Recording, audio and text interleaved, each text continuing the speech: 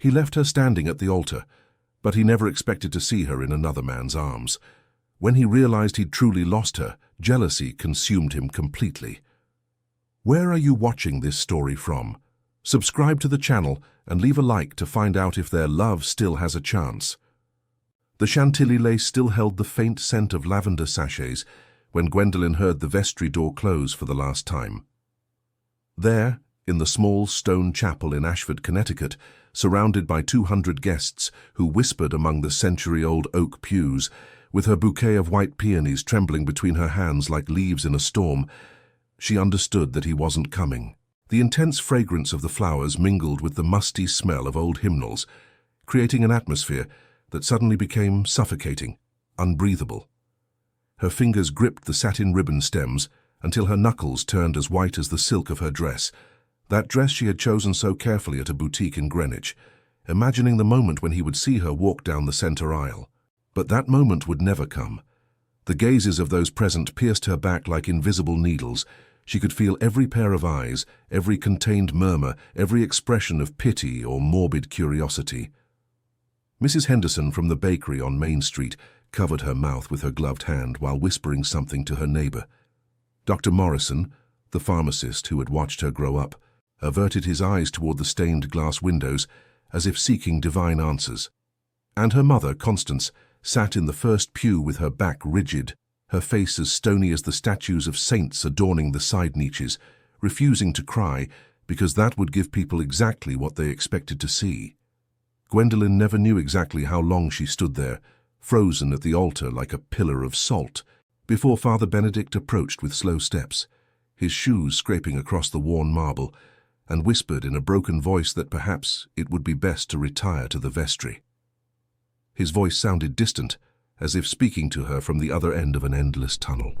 What no one expected, not even herself as she tore off her veil with trembling hands in the dim vestry, as the embroidered pearls caught in her chestnut hair, was that this moment of public humiliation, in a town where every secret became fodder for afternoon tea gossip, would transform into the catalyst for a metamorphosis so profound that the man who abandoned her would one day beg on his knees for what he had destroyed. There are moments in life that divide existence into a before and after, moments that shatter the foundations of who we were and force us to become someone completely different. For Gwendolen, that moment came in the form of an empty altar and a white dress that never fulfilled its purpose. The first days after the wedding that never happened passed in a thick fog of disbelief. Gwendolen locked herself in the small studio she maintained in the back of her mother's house, on a narrow street in the historic district where wrought-iron balconies nearly touched from one side to the other, and window boxes of red geraniums created a suspended garden above the brick sidewalks. The space smelled of new fabric and dried rosemary, with rays of sunlight filtering through the window that faced an internal courtyard decorated with colonial-era tiles, faded by the passage of centuries. Her hands, always so skilled with needle and thread, trembled as she attempted to sew a simple hem. The thread tangled, the stitches came out crooked, and more than once she pricked her finger so hard that a crimson drop stained the ivory fabric she was working on. She would stare at that red stain spreading through the cotton fibers, hypnotized, as if in that small disaster she could find some sense in the chaos that had taken over her life. Constance, her mother, a woman with grey hair pulled into a low bun, who had known every corner of this community for 40 years, left trays with steaming chamomile tea and blueberry scones at the studio door.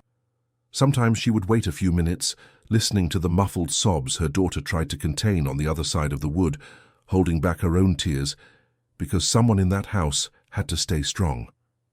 But she rarely heard the lock turn. The tray remained untouched until the following afternoon, the tea cold, the scones hardened.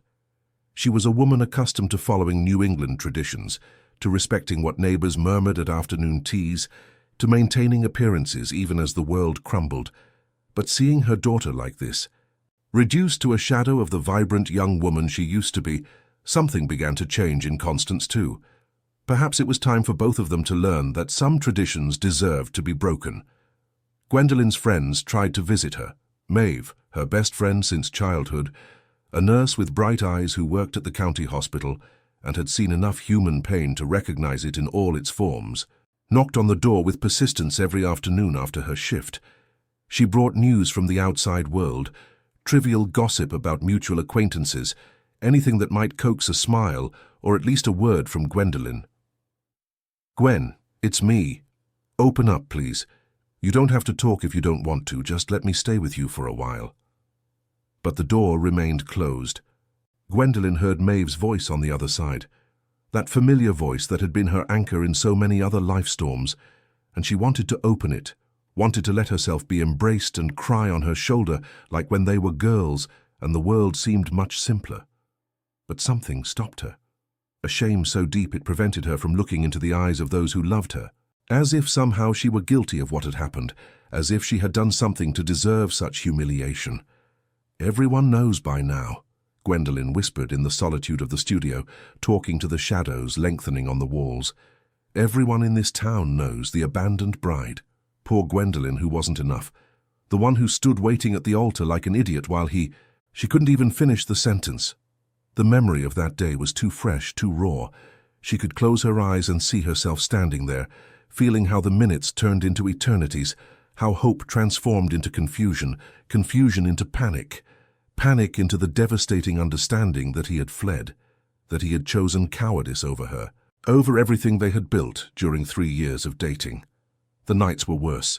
In the darkness of her room, Gwendolyn relived every moment of her relationship with Everett, searching for the signs she should have seen, the warnings she ignored, blinded by what she thought was love. How did she not notice that he always postponed important conversations? How did she not see that every time she mentioned the future, the children they wanted to have, the house they dreamed of buying, he changed the subject with a charming but evasive smile? "What's wrong with me?" she asked aloud at 3 in the morning, when the silence of Ashford was so absolute she could hear the neighborhood cats fighting on the rooftops. "Am I that horrible, that uninteresting, that insignificant?" 6 weeks after the humiliation in the church, Gwendolyn finally gathered the courage to go out. Not because she felt ready, but because she needed new fabrics to complete an order she had accepted before the disaster, and which miraculously the client hadn't cancelled. She was an older woman from Boston, who summered in Ashford and who, perhaps because she wasn't immersed in local gossip, or perhaps out of genuine kindness, insisted that Gwendolyn fulfill the work. The farmers' market bustled with life that Saturday morning in September. The stalls displayed gleaming red bell peppers under the autumn sun, perfectly aligned purple eggplants, tomatoes that smelled of earth and summer. The aroma of freshly carved ham mixed with that of marinated olives, while vendors hawked their products in English, laden with New England accent, that lilt Gwendolyn had heard all her life, and that normally made her feel at home. But that day, every sound seemed amplified, every look multiplied by 1,000. Everyone stared at her, some with poorly disguised pity, bringing their hands to their chests in a theatrical gesture of condolence. Others with morbid curiosity, leaning toward their companions to murmur behind bags of chickpeas and packages of spices. Gwendolyn could hear fragments of their conversations floating in the air like autumn leaves. "Poor thing, such terrible shame. They say he ran off with another woman, someone from New York. I always knew that boy was no good, had that look. And she was so excited, had ordered the reception at the Mayflower Inn." Gwendolyn walked between the stalls with her head down, her heart beating so loudly she was sure everyone could hear it. She wanted to disappear, melt into the shadows, run back to the safety of her studio and never come out again. Her hands sweated as she searched in her purse for the list of fabrics she needed, and the words danced before her eyes without her being able to concentrate on reading them. That's when she saw Mrs. Pembroke, owner of the oldest fabric shop in Ashford, a store that had belonged to her family for 4 generations. She was a petite woman in her early 70s, with hair dyed an improbable blonde and more jewelry than appropriate for a market day, but with a heart that, they said, was as big as her tongue was problematic. "Gwendolyn!" she called with that sharp voice that could pierce the noise of the entire market. "Come here, dear. I have just what you're looking for." Gwendolyn hesitated. She could ignore her, pretend she hadn't heard, escape before having to face more pity or, worse yet, questions about how she was coping with everything. But something in Mrs. Pembroke's expression stopped her. It wasn't pity she saw in those wrinkled eyes. It was respect. She slowly approached the fabric shop stall, where rolls of fabric were stacked on wooden shelves that creaked under the weight of decades of inventory. Mrs. Pembroke took her arm with surprising firmness for someone her age and guided her to the back of the stall, away from curious ears. "Look at this," she said, unrolling midnight blue silk that shimmered under the light like water under the moon. "Just arrived from New York. Expensive, I warn you, but perfect for what I know you can create." Gwendolen extended her hand, touching the silk with trembling fingers.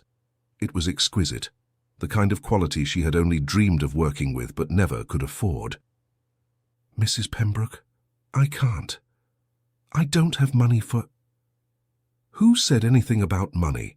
the old woman interrupted with an impatient gesture. "I'm going to give you credit, and you pay me when you sell what you make with it. I know how to recognize talent when I see it, Gwendolen, and you have it. You've always had it." The words hit Gwendolen with unexpected force. Someone believed in her. Someone saw beyond the abandoned bride, beyond the shame and scandal. They saw the artisan, the creator, the woman capable of transforming fabric into beauty. "Besides," Mrs. Pembroke continued, lowering her voice to a conspiratorial whisper, "that idiot who left you standing doesn't deserve another second of your tears. I've known him since he was a boy, and he was always a coward. His mother raised him that way, pampering him like he was a prince, never teaching him to face his responsibilities. What he did to you was unforgivable, but believe me when I tell you this, he did you a favor." Gwendolen blinked, confused. "A favor? Imagine being married to someone like that. Imagine building a life with a man who, at the first real test of commitment, runs away like a scared rabbit. Better to discover it now than in 10 years with children involved." "Say," Pembroke's eyes shone with fierce intensity, "you have all the talent in the world, Gwendolen, and now you have something else, freedom. Freedom to build the life you truly deserve, not the one he would have allowed you to have." Those words stayed with Gwendolen as she returned home, carrying not only the midnight blue silk, but also burgundy velvet and Brussels lace that Mrs. Pembroke insisted on adding to her loan. She walked through the brick streets of Ashford, with her head a little higher than when she had left that morning. The murmurs continued around her. The stares still pierced her back, but something had changed. For the first time in 6 weeks, Gwendolen felt a spark, not of happiness yet, that would come much later, but of something more dangerous, more powerful. Rage. Rage against Everett for his cowardice. Rage against herself for having settled for so little for so long. Rage against a society that saw her only as a victim, as an object of pity, instead of recognizing that she was a survivor. And that rage, she would soon discover, could be productive. It could be the fuel that propelled her to become someone she had never imagined being. The following 3 months were a whirlwind of frenetic activity. Gwendolen channeled all her energy, all her pain, all that burning rage she had discovered at the market into transforming her small studio. It was no longer enough to have a functional space where she sewed occasional orders for neighbors. If she was going to prove to the world, and above all to herself, what she was capable of, she needed something more professional, more impressive. With the savings she had set aside for the honeymoon that never happened, Gwendolen hired a painter to give new life to the studio walls. She chose a soft terracotta tone, reminiscent of autumn sunsets over New England fields, warm and welcoming but sophisticated. She bought professional lighting, LED lamps she could adjust to review each scene with surgical precision, directional spotlights that would make fabrics shine like jewels. Constance watched the transformation with a mixture of pride and concern. One afternoon, while Gwendolen was installing new shelves, her mother entered the studio with 2 steaming cups of coffee and sat on the old stool that had belonged to Gwendolen's grandmother. "Daughter," she said with that soft voice she used when she wanted to say something important, "I'm proud of you. I truly am. But I worry that you're doing all this to prove something to him."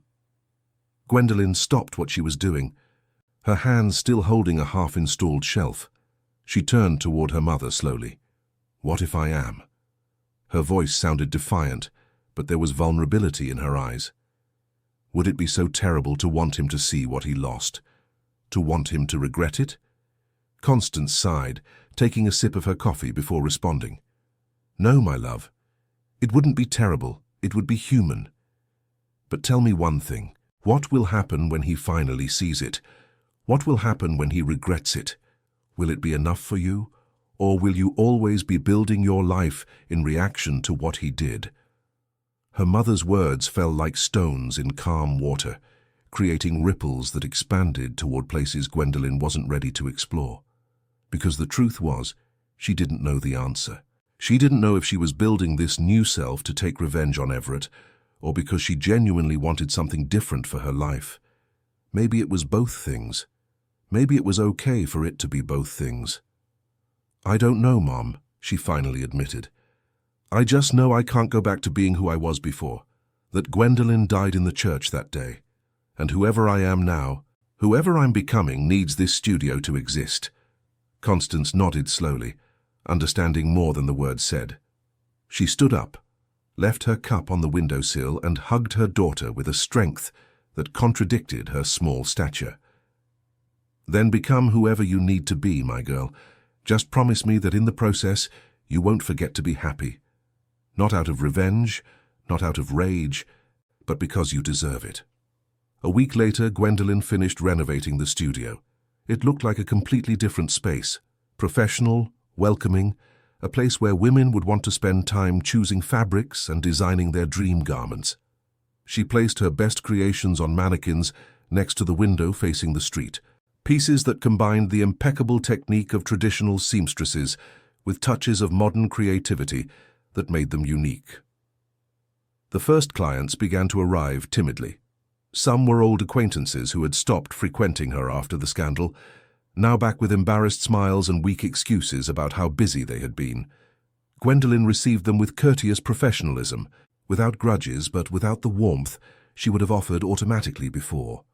Others were complete strangers, women from nearby towns who had heard about the renovated studio through that mysterious network of gossip that connected all of Connecticut.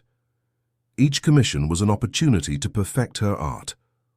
Gwendolen worked until late at night, her hands moving with almost mechanical precision while her mind wandered through unknown territories. She discovered that she liked working with background music, something that had previously seemed like a distraction. She played old folk songs that reminded her of her grandmother, or modern indie music that Maeve had recommended, letting the rhythms guide the movement of her hands. One night, while embroidering intricate floral patterns on the bodice of a party dress, she surprised herself humming. She had gone so long without doing that the sound of her own voice almost startled her. She stopped, needle suspended in the air, processing that small moment of unconscious joy. Maybe, just maybe, she was beginning to heal. It was Maeve who first told her about the artisan fair in Hartford. It was a Sunday afternoon, the two sitting on the small wrought-iron balcony of Constance's house, sharing a plate of Vermont cheddar and grapes, while the sun set over Ashford's rooftops in an explosion of oranges and pinks. "You should participate," said Maeve, gesturing with a piece of cheese in her hand. "It's perfect for you. Artisans from all over New England go there to show their work. You could get clients from outside Ashford. Expand your business." Gwendolen shook her head immediately, panic sprouting in her chest like boiling water. "No, I can't. Expose myself like that, in front of so many people." "So what, are you going to hide in Ashford the rest of your life?" Maeve's voice was gentle but firm. "Gwen, look at yourself. Look at what you've built in just 3 months. You have something special, something people need to see. But as long as you keep hiding behind these walls, limiting yourself to this town where everyone already has a formed opinion about you, you'll never know what you're really capable of." "I'm scared," Gwendolen admitted quietly. "I know. But fear just means it's important. If you weren't afraid, it would mean you don't care enough." Gwendolen spent the next 2 weeks debating. Every time she decided that Maeve was right, that she should participate in the fair, panic assailed her, and she changed her mind. She imagined the whispered comments if she failed, the renewed looks of pity, the sweet poison of "I told you so" on her neighbor's lips. But then, one morning, while opening the studio, she found an envelope slipped under the door. Inside was a note written in Mrs. Pembroke's shaky handwriting. Talent that hides is wasted talent. Take a risk, Gwendolyn. You have more to lose by staying still than by trying and failing. That afternoon, Gwendolyn filled out the registration form for the Hartford Artisan Fair. Preparation for the fair consumed the next 2 months of Gwendolyn's life with an intensity that bordered on obsession. It wasn't enough to present pretty garments. She needed to create something that would make people stop, look twice, remember her name long after the fair ended. She drew inspiration from the land that had seen her born. Connecticut, with its rolling hills, its forests that blazed with color in autumn, its small towns of white clapboard houses clinging to hillsides under skies so blue they hurt to look at. Each dress would be a tribute to some aspect of that beautiful but demanding land that had forged her character. The first dress captured the endless gold of autumn foliage. Gwendolyn worked with silks in tones ranging from pale yellow to deep amber, creating layers that overlapped like trees in different states of turning. She embroidered oak leaves in gold thread along the hem, so delicate they seemed to sway with the slightest movement. The second was a tribute to the deep red of New England barns, those structures that stood like sentinels across the countryside. She used burgundy velvet, combined with rust-colored gauze, creating a contrast between the sumptuous and the ethereal that represented the duality of Connecticut land, hard on the surface, but capable of nurturing life. The third celebrated the deep blue of the Atlantic on clear winter days, that blue so intense it seemed to swallow the horizon. It was an evening gown made entirely of midnight blue silk, the fabric Mrs. Pembroke had given her on credit months ago, with silver beadwork details that mimicked stars shining with particular intensity over the coast. She worked until 3, 4 in the morning, her fingers stained from constant fabric handling, her eyes burning with fatigue, but her mind clearer than ever. In those silent hours when all of Ashford slept and only the occasional hoot of owls could be heard, Gwendolyn discovered truths about herself that daylight would have made too frightening to face.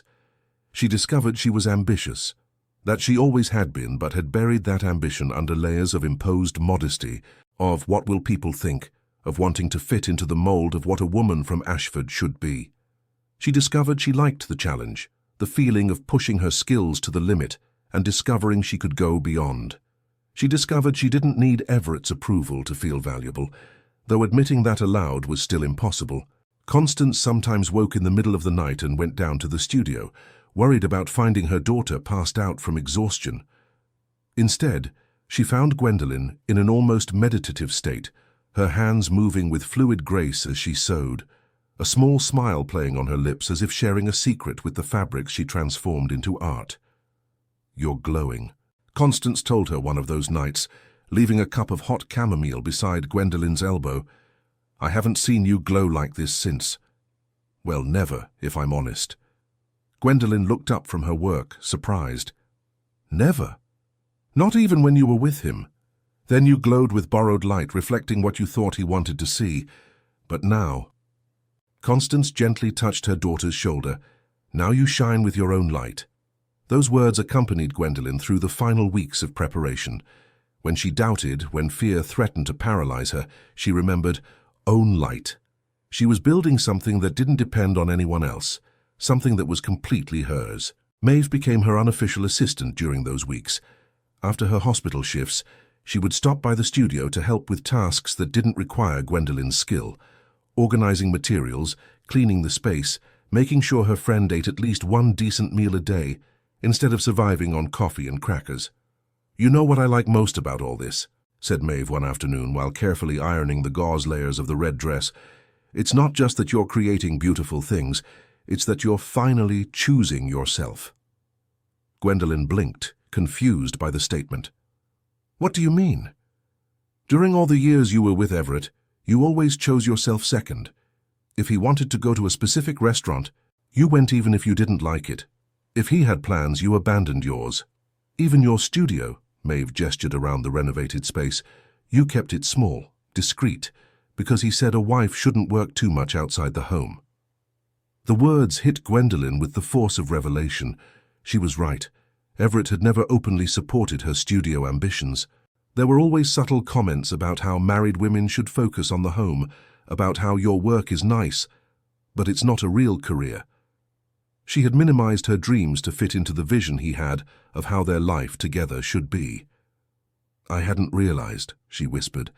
"I hadn't realized how much of myself I was willing to sacrifice. That's why this," Maeve pointed to the dresses in progress, "is so important. It's not just clothes, it's your declaration that you matter, your dreams matter, your talent matters, and you don't need anyone's permission to pursue them." A week before the fair, Gwendolen completed the last dress of her collection. It was the most personal of all. A white dress that recalled the one she had worn that terrible day in the church, but completely reimagined. Where the original had been traditional, modest, designed to please others' expectations, this was bold, modern, with a back cutout that the old Gwendolen would never have considered. She embroidered it with silver threads that formed phoenix patterns, the bird that rises from its ashes, because that was exactly what she was doing. When she tried it on in front of the full-length mirror she had installed in the studio, for the first time since that day in the church, Gwendolen looked at herself with something more than pain. She saw herself transformed. She saw herself strong. She saw herself beautiful, not because someone else validated her, but because she herself recognized her own worth. She cried that night, but they were different tears, not of sadness or humiliation, but of liberation. As if by creating that dress she had sewn, closed the wounds Everett had opened, letting them become scars that no longer hurt, only remembered. They remembered what she had survived, what she had overcome. And above all, they remembered that she would never again be as small as others had tried to make her feel. Bushnell Park bustled with life that Saturday afternoon when Gwendolen arrived with her mother and Maeve. White tents stretched across the historic park, framed by the buildings that had witnessed centuries of Connecticut history. The aroma of freshly made kettle corn mixed with that of hot apple cider, and the scent of autumn leaves creating a festive atmosphere that made Gwendolen's stomach twist with nerves.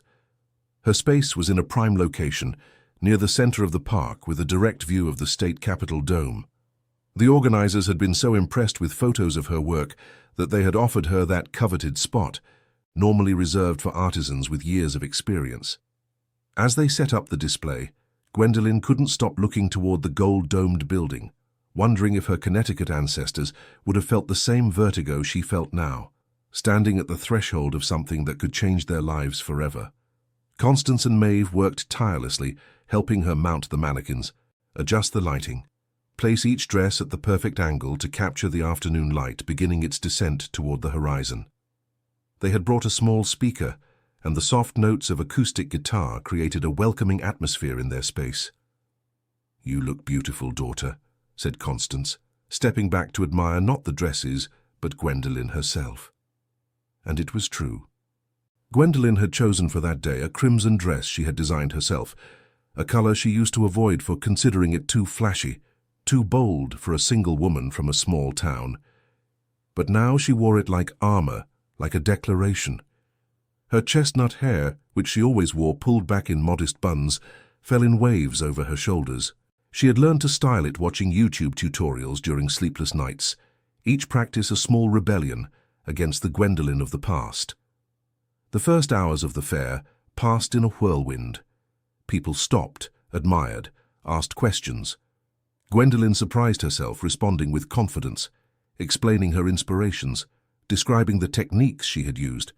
A part of her watched from outside, amazed at this version of herself, who gesticulated enthusiastically, who smiled genuinely, who spoke of her creations with the pride they deserved.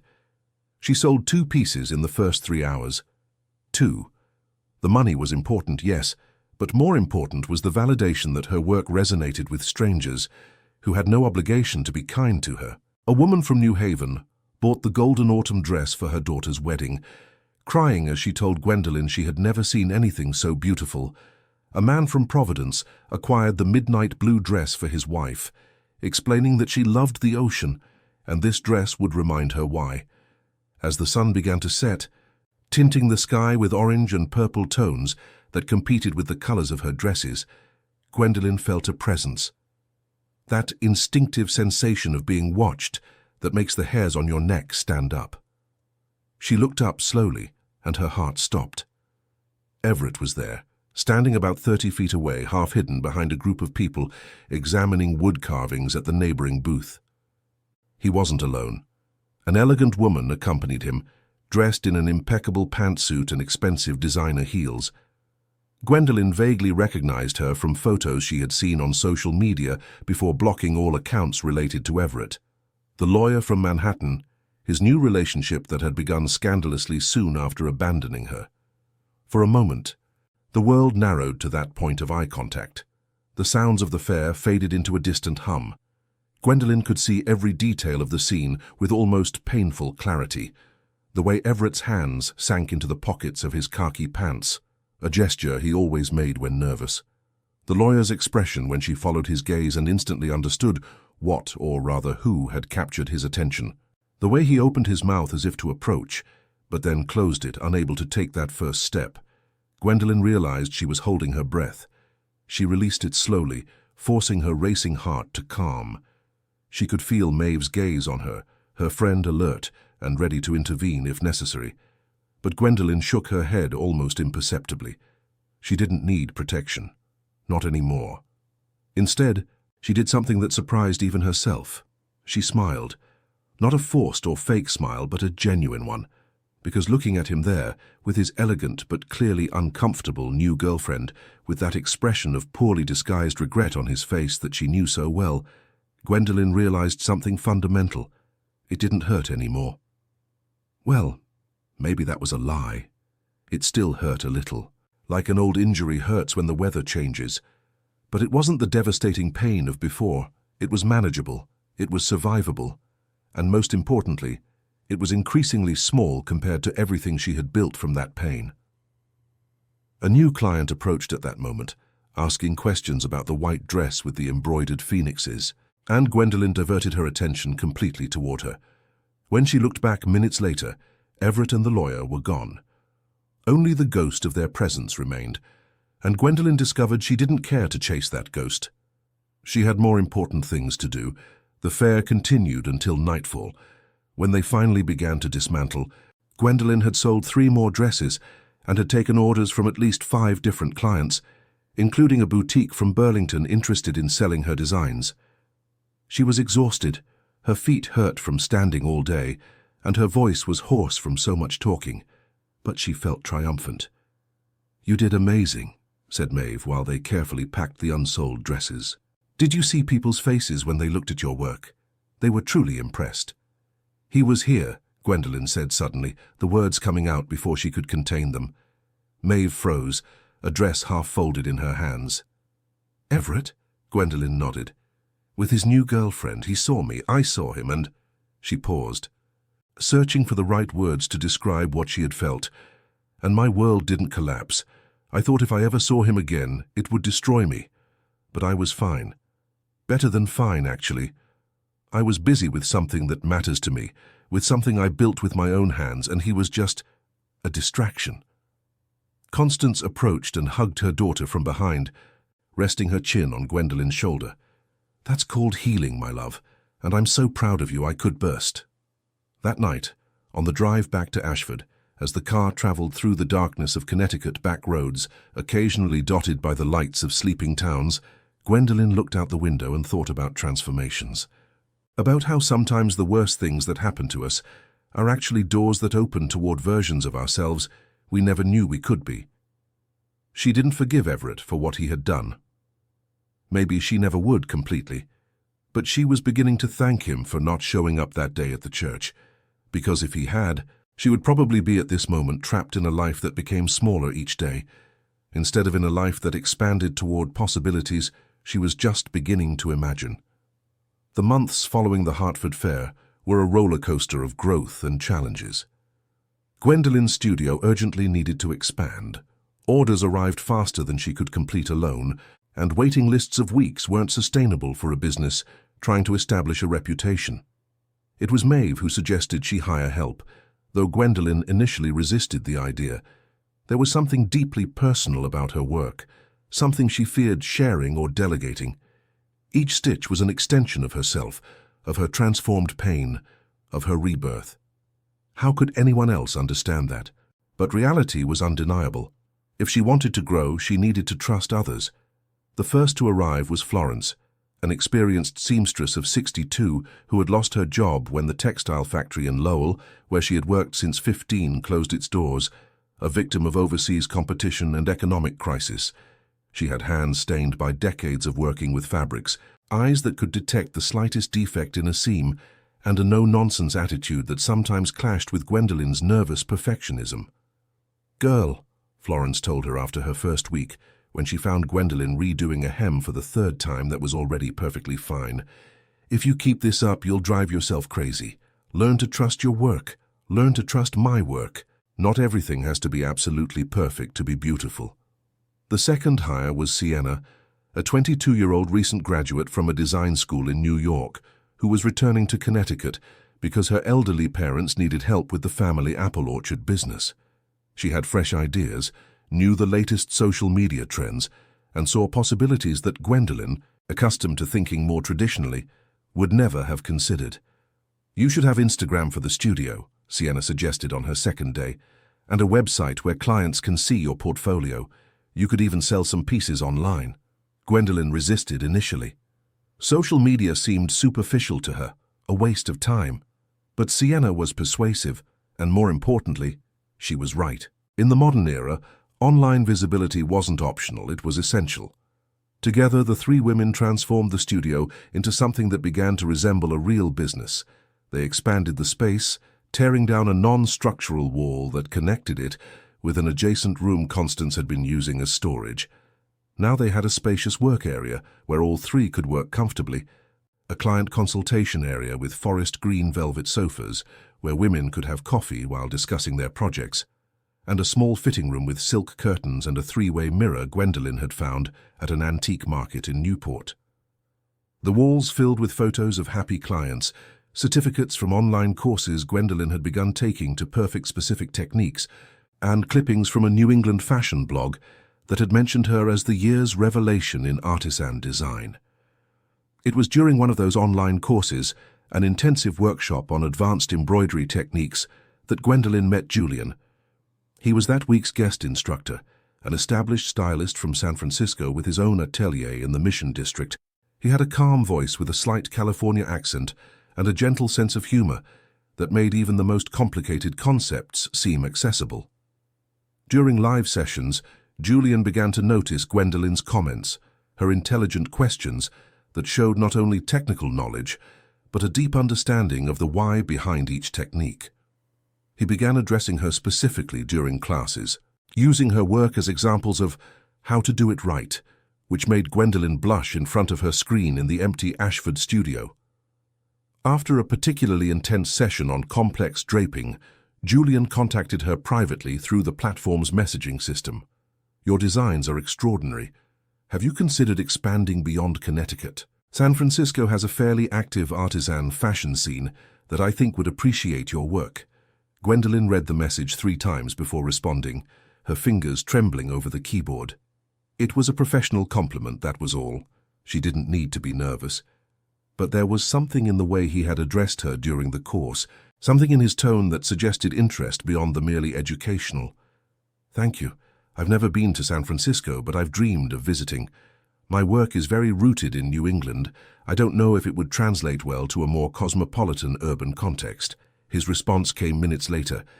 "Good design transcends contexts, and regional roots can be precisely what makes it special in a saturated market. If you ever come to San Francisco, I'd love to show you some specialized suppliers that might interest you." That night, Gwendolyn stayed awake later than usual, not working but thinking. There was something about the idea of San Francisco that called to her, a city that represented everything Ashford wasn't: cosmopolitan, cutting edge, full of possibilities. But it also terrified her. Leaving her comfort zone had worked with the Hartford Fair, yes, but San Francisco seemed like a much bigger leap. She talked to Maeve the next day, while they ate turkey sandwiches in the small backyard of Constance's house. "I think you should go," said Maeve without hesitation. "What's the worst that could happen? That I make a fool of myself? That I discover I'm not actually as good as I think and it only worked in Hartford by luck?" Maeve looked at her with affectionate exasperation. "Or you could discover you're even better than you think." Gwen, you've spent your whole life playing it safe to the point of almost marrying a man who didn't really see you, and look where that got you. Isn't it time to risk something you actually want? The words resonated. She was right. All her life, Gwendolyn had chosen the safe path, the option that wouldn't cause problems, that wouldn't raise eyebrows, that would fit perfectly into expectations of a woman from Ashford, and that life strategy almost destroyed her. 2 weeks later, Gwendolyn took a plane to San Francisco. Sienna and Florence could handle the studio during the long weekend she'd be away. She carried a small suitcase with carefully selected clothes, not the old Gwendolyn of modest dresses and muted colors, but the new version with vibrant blouses and pants that accentuated her figure, and a portfolio with photos of her best work. Julian waited for her at SFO Airport. Gwendolyn recognized him immediately from the coarse video calls, though in person he was taller than she expected, with hazel eyes that radiated warmth and artist's hands stained with what appeared to be fabric dye. They greeted each other with a hug, and there was a moment of awkwardness when their shoulders touched, a spark of something neither commented on but both felt. San Francisco dazzled Gwendolyn from the first moment. The bustling ferry building where street performers competed with flower vendors, Gaudí-esque Victorian architecture that seemed to defy gravity, the constant hum of creativity that seemed to flow through the streets like an electric current. It was overwhelming in the best possible way. Julian's studio was located in a converted warehouse building, with exposed brick walls and 14-foot ceilings decorated with vintage clothing racks.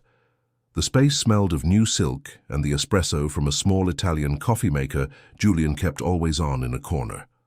They spent hours discussing techniques, experimenting with silks he imported directly from Japan, laughing at industry stories while sharing sourdough bread and Vermont cheddar Gwendolyn had brought from Connecticut.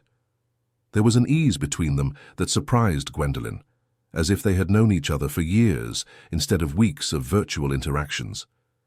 "Can I ask you something personal?" said Julian while cleaning dye from his fingers with a stained rag. Gwendolyn nodded, nervous but curious. "What made you start this? I mean, really start. There's an intensity in your work that goes beyond simple design. It's as if each piece is a declaration." For a moment, Gwendolyn considered giving him a superficial answer, but something in Julian's eyes, something in the way he genuinely seemed to want to understand, made her honest. "I was left at the altar 14 months ago." Julian didn't react with pity or discomfort, or any of the expressions Gwendolyn had come to recognize and hate. Instead, he nodded slowly, as if the answer confirmed something he already suspected. "And you turned that pain into something beautiful. That requires incredible strength. I didn't feel strong at the time. I felt shattered. But you didn't stay shattered. That's the difference between being a victim of your circumstances and being a survivor. You chose to rebuild yourself." Those words settled in Gwendolyn's chest like warm embers. For the first time, someone articulated what she had felt but hadn't been able to express. That her pain didn't define her, but her response to that pain did. Julian invited her to dinner that night. A small restaurant in the Castro, one of those places only locals know, with candles on each table and jazz music filtering from hidden speakers. They ate Dungeness crab and drank Napa Valley white wine, while conversation flowed naturally between English and the occasional Spanish phrase, punctuated by genuine laughter and comfortable silences. At some point during the night, while Julian was telling a disastrous story about his first professional fashion show, where everything that could go wrong did, he extended his hand across the table and touched Gwendolyn's. It was a simple gesture, almost casual, but Gwendolyn felt every cell in her body come alive. It wasn't like what she had felt with Everett, that boring security of the familiar. This was electricity, possibility, the exciting vertigo of something new and unknown. "Sorry," said Julian, but he didn't withdraw his hand. "That was presumptuous of me." "No," responded Gwendolyn, turning her hand to intertwine her fingers with his. "It was fine." And it was. For the first time in over a year, Gwendolyn allowed herself to feel something for someone that wasn't pain or rage, or the iron determination to prove she was worth something. She allowed herself to feel simple, complicated, wonderful attraction. She allowed herself the possibility that maybe, just maybe, she deserved to be happy, not despite what she had lived through, but precisely because she had lived through it and survived. Everything seemed to be going too well, and that should have warned Gwendolyn that something was about to change. That's how life works, as she had learned painfully. It offers you moments of pure happiness right before reminding you that the ground beneath your feet is never as solid as you think. The relationship with Julian flourished during the following weeks. He traveled to Connecticut every other weekend, making the cross-country journey with a book in his hands and a smile that appeared as soon as he saw Gwendolyn waiting for him at the airport. When he couldn't visit, they talked via video call until late hours, sharing not just details of their work, but the small intimacies that build true connection. Childhood fears, absurd dreams, the songs that made them cry for no apparent reason. Constance was delighted. After the disaster with Everett, she had feared her daughter would close herself off completely to love, that she would build walls so high no one could scale them. But Julian was different. The way he looked at Gwendolyn as if she were the most fascinating person in the universe, the way he respected her work, asked genuine questions about her designs, and really listened to the answers. The ease with which he participated in family dinners, charming Constance with his gentleness while helping wash dishes and listening to family stories with authentic interest. But then, 7 months after meeting Julian, 3 things happened almost simultaneously that shook Gwendolyn's carefully reconstructed world. First, the Burlington boutique that had made a large order of her designs returned half the pieces. The reason? Inconsistencies in quality. Gwendolyn stared at the returned dresses with growing horror. They were right. Some work showed meticulous perfection, clearly made by her or Florence. Others, completed during weeks when she was dividing her attention between the studio, San Francisco, and her relationship with Julian, showed slightly crooked seams, somewhat careless embroidery, finishes that didn't meet her usual standards. "I got distracted," she whispered, her hands trembling as she examined a hem that was coming undone. "I was so focused on my personal life that I let my work slip." Florence tried to console her, explaining that occasional variations were normal, that they could fix the pieces and return them impeccable. But Gwendolyn knew the damage was done. The boutique had lost confidence in her, and in a business that depended on reputation, that was devastating. The second thing that happened was that Sienna announced she was leaving. Her parents had decided to sell the family business and retire to Florida to be near their older daughter. Sienna would go with them in 2 weeks. "I'm so sorry, Gwendolyn," said the young woman with tears in her eyes. "I love working here, I really do. But they're my parents. I can't let them move alone." Gwendolyn understood, of course. Family was family. But losing Sienna meant losing not just a pair of skilled hands, but also all the digital marketing expertise that had been crucial to expanding their online presence. The studio's Instagram, the website, the social media strategies that had attracted clients from all over New England, all of that had been Sienna's work. Gwendolyn barely knew how to post a photo to Instagram without help. And third, the worst. Gwendolyn discovered that Everett was telling a very different version of what had happened at the church. It was a new client who, not knowing she was talking to the protagonist of the story, told Gwendolyn the rumors circulating through Ashford. According to Everett, he hadn't fled. He had arrived at the church, but upon seeing Gwendolyn there, radiant and beautiful, he had realized she deserved better than him, that he let her go out of love, not cowardice, that it had been a noble, almost heroic sacrifice. "Can you believe it?" said the client, oblivious to how each word was a knife twisting in Gwendolyn's chest. "All these months we've been criticizing him, calling him a coward, and it turns out it was an act of true love. It's almost romantic." Gwendolyn excused herself abruptly and ran to the studio bathroom, where she vomited into the toilet while the walls spun around her. She couldn't believe it. After everything she had suffered, after months of rebuilding herself, while he simply moved on with his life, now Everett was rewriting the narrative to make himself the hero instead of the villain. And people believed him. That night, when Julian called for their usual video chat, Gwendolyn was devastated. She told him everything. The boutique, Sienna, the rumors.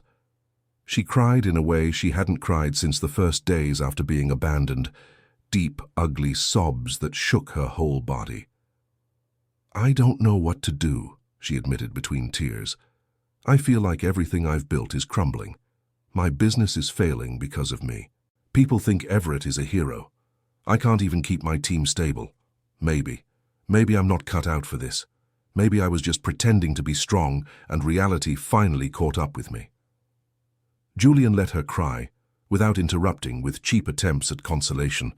He just listened, and when the tears finally ran out, leaving Gwendolen exhausted and empty, he spoke with a softness that was somehow more effective than any motivational speech. "Remember what you told me in San Francisco, that you didn't feel strong when he left you, that you felt shattered, but you rebuilt yourself anyway." He paused. "Gwendolen, that's precisely the point. Strength isn't never falling. Strength is getting up every time you fall. And you're going to fall. We all will. The question isn't if you'll fall, but what you'll do when it happens." His words resonated in the silence of the empty studio. Gwendolen looked around, the walls she had painted with her own hands, the mannequins displaying her creations, the course certificates that represented nights of study and effort. This was real. She had built it. And a setback or three didn't erase it. But God, it hurt to admit she had made mistakes. It hurt to see that her so carefully worked perfection had cracks. It hurt especially because she had believed that once she overcame the Everett thing, she would be protected from more pain.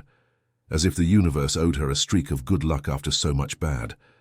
"I'm afraid of failing again," she whispered. "That everyone's right, and I'm actually not good enough. Fear is normal, but don't let it become a self-fulfilling prophecy. Fix the pieces for Burlington. Find someone to replace Sienna. And as for those ridiculous rumors about Everett," Julian smiled wryly, "let people believe what they want. Those who matter to you know the truth. And ultimately, your work speaks for you much louder than any rumor."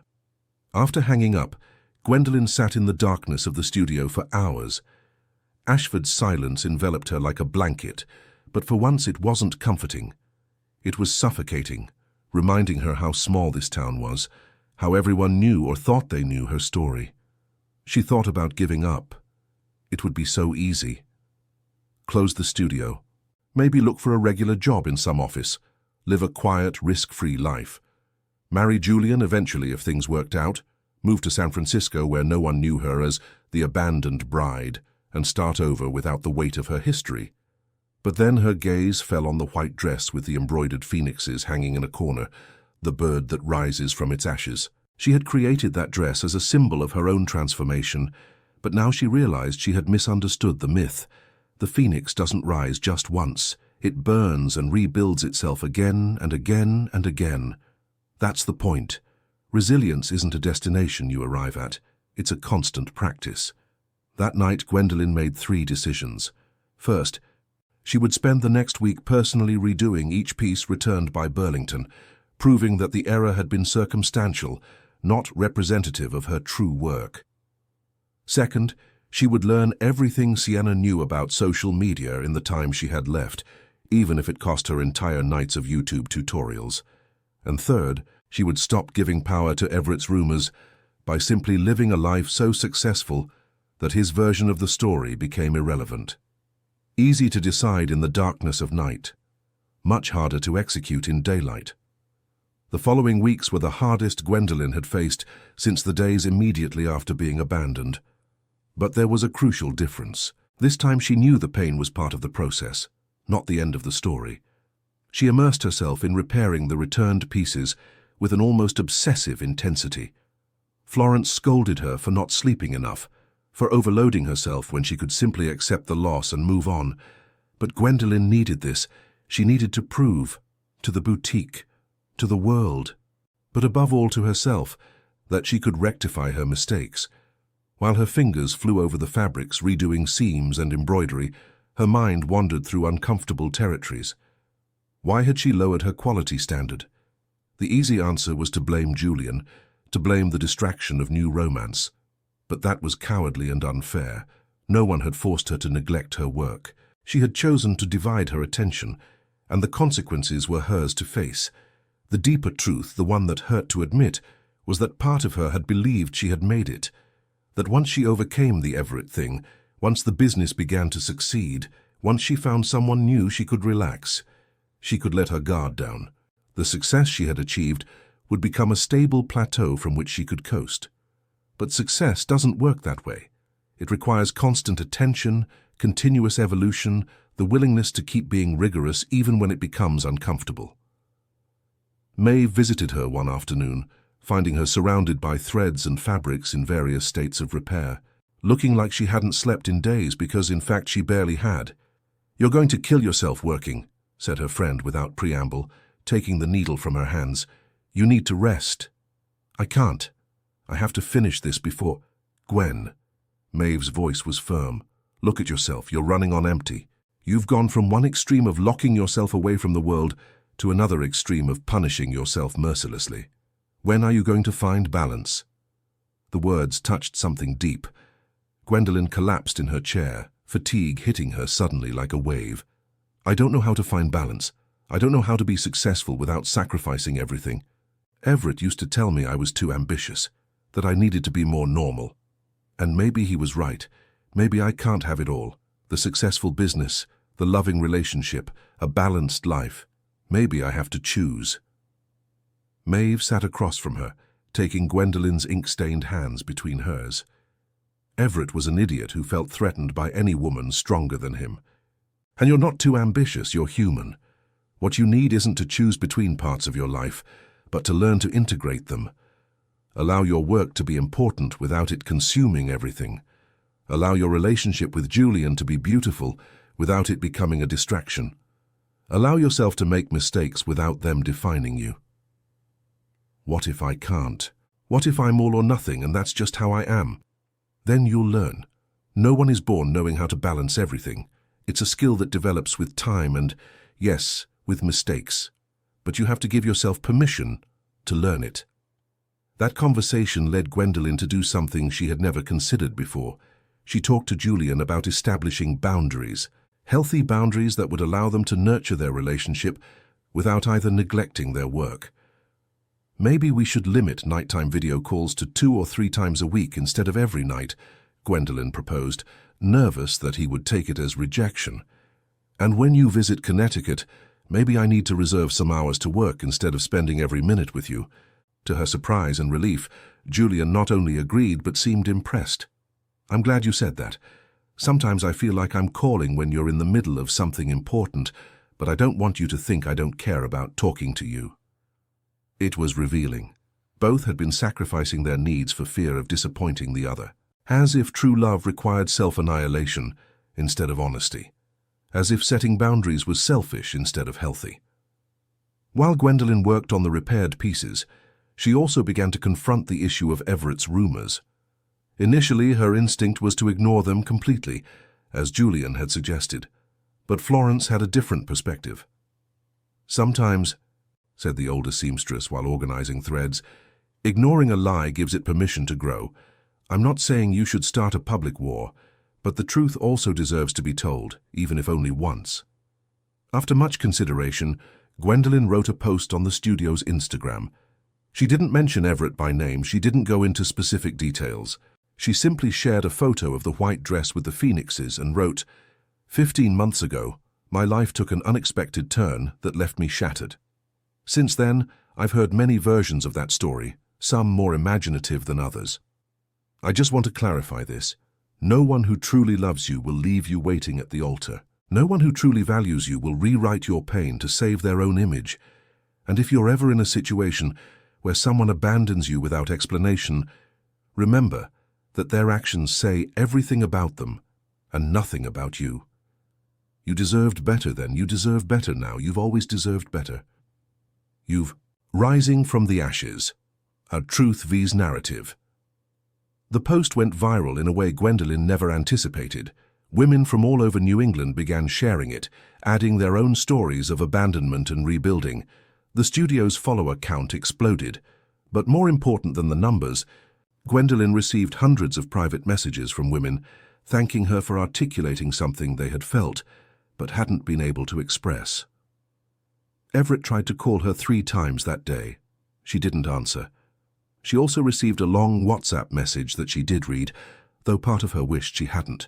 He was furious, accusing her of ruining his reputation, of being vengeful, of not being able to get over the past. The irony of him accusing her of not getting over the past, while simultaneously trying to rewrite it, wasn't lost on Gwendolyn. She didn't respond, because she finally understood that some people will never take responsibility for their behavior. They'll search for any narrative that makes them seem less guilty. That paints them as victims or heroes, instead of simply humans who made mistakes. And engaging in those narratives only gave Everett power he didn't deserve. Instead, Gwendolyn blocked his number and kept sewing. 2.5 weeks after receiving the returned pieces, Gwendolyn sent them back to Burlington. She had redone each one personally, working with meticulous care that made her previous work seem rushed in comparison. She included a note explaining the situation, taking responsibility for the initial error, and assuring them she had implemented new quality controls to prevent it from happening again. The response came 3 days later. Not only did they accept the repaired pieces, but they wanted to make a larger order. They had seen Gwendolyn's viral post, and the brutal honesty combined with the quality of the repaired work had impressed them. Gwendolyn cried when she read the email, but they were tears of relief, not sadness. She had faced failure and survived. More than that, she had learned from it. The 10th month since her transformation brought a clarity Gwendolyn hadn't experienced before. It was no longer about proving anything to Everett, or to the world, or even to herself. It was simply about building a life that made her happy and proud. Finding a replacement for Sienna was difficult, but eventually she hired Harper, a 35-year-old woman who had been working in digital marketing for tech companies, but dreamed of applying her skills to something more creative and tactile. She had less specific fashion knowledge than Sienna, but more experience in business growth strategies. Together, Gwendolyn and Harper developed a real business plan, not just the loose ideas Gwendolyn had been operating with, but a complete strategy, quarterly goals, budgets, marketing plans, even financial projections. Seeing her work treated with such professional seriousness was validating in a way Gwendolyn hadn't anticipated. "This is a real business," Harper said during one of their planning meetings. "It's not just a hobby or a passion project. It's a viable enterprise with real growth potential. But to get to the next level, you need to think like an entrepreneur, not just an artisan." The words were an awakening. Gwendolyn had resisted seeing herself as an entrepreneur, associating that term with something cold and calculating, opposite to the art she loved. But Harper helped her see that the two concepts weren't mutually exclusive. She could be a passionate artist and a savvy businesswoman. In fact, she needed to be both if she wanted her art to reach more people. With the emotional distance that time provided, Gwendolyn also began to process her relationship with Julian more maturely. They had been together almost 8 months, navigating the complexity of a long-distance relationship with ups and downs, but with a genuine commitment to making it work. What Gwendolyn especially appreciated was that Julian never tried to save or fix her like Everett constantly implied she needed. Julian saw her as complete, as capable as someone who could stumble and get up on her own. He offered support without falling into paternalism. He challenged her without belittling her. And when she succeeded, his joy was genuine, without a trace of the competition or insecurity that had characterized the relationship with Everett. One night, during one of their weekly video calls, they now maintained 3 per week, a healthy balance that allowed intimacy without invasion. Julian shared something he had been thinking about. "Have you considered opening a second location in San Francisco? Not replacing your Ashford studio, but expanding. We could even do a formal collaboration between our studios." The idea intrigued and terrified her in equal measures. Expanding to San Francisco would be a declaration that she was really playing big, that she trusted her work enough to risk it in one of the most competitive fashion markets in the country. "I don't know if I'm ready," she admitted. "When will you be ready? Does such a moment exist?" Julian's voice was gentle but challenging. "Or do you just take the leap and become ready in the process?" He had a point. Gwendolyn had never felt ready for any of the important things she had done in the last year. She wasn't ready to renovate the studio, or to participate in the Hartford Fair, or to hire employees, or to establish an online presence. But she had done them anyway, and each one had taken her to places she wouldn't have reached, waiting to be ready. "Let me think about it," she finally said. "It's a big decision." She spent the following weeks researching the San Francisco market, talking to Harper about financial viability, discussing pros and cons with Florence and Constance. Her mother, surprisingly, was the most enthusiastic. "Ashford will always be your home, daughter," Constance said one afternoon while they had tea in the garden. "But that doesn't mean you should limit yourself to it. The world is big. Your wings can be too." The words resonated. For so long, Gwendolyn had associated Ashford with safety, but also with limitation, with tradition, but also with judgment, with roots, but also with chains. What if she could honor her roots while also flying beyond them? One Saturday morning, 3 weeks after the conversation with Julian, Gwendolyn was organizing fabrics when she heard the door chime. She looked up expecting a client, and instead found Everett standing in the entrance of her studio. He looked different. Thinner, with pronounced dark circles and a restlessness in his movements she didn't remember. He was no longer with the Manhattan lawyer that Gwendolyn had discovered through inevitable small-town gossip. Apparently she had left him a month ago, tired of being constantly compared to the perfect ex-girlfriend I let go. For a moment, neither spoke. The silence stretched between them like an abyss, full of unspoken words and missed opportunities. "You shouldn't be here," Gwendolyn finally said, her voice calm but firm. "I know. I'm sorry, I needed to see you, I needed to tell you." He stopped, running his hand through his hair in a nervous gesture she knew so well. "I made a mistake, the biggest mistake of my life, and I know I have no right to ask you anything, but—" "Then don't," Gwendolyn interrupted. "You have no right, you're right about that." "Is there any chance?" His voice broke. "Any chance we could try again? Go slow, do things right this time. I've changed, Gwen. Seeing you rebuild your life, seeing you so strong and confident, it made me realize what an idiot I was." Gwendolyn studied him. This man who had once been the center of her universe, who had loved her imperfectly and finally abandoned her in the most cowardly way possible. Part of her, a small but undeniable part, felt a flash of satisfaction at his regret. She had wanted this moment, had dreamed of it for months. The moment when he would realize what he lost, when he would beg for another chance. But now that it was here, she felt nothing.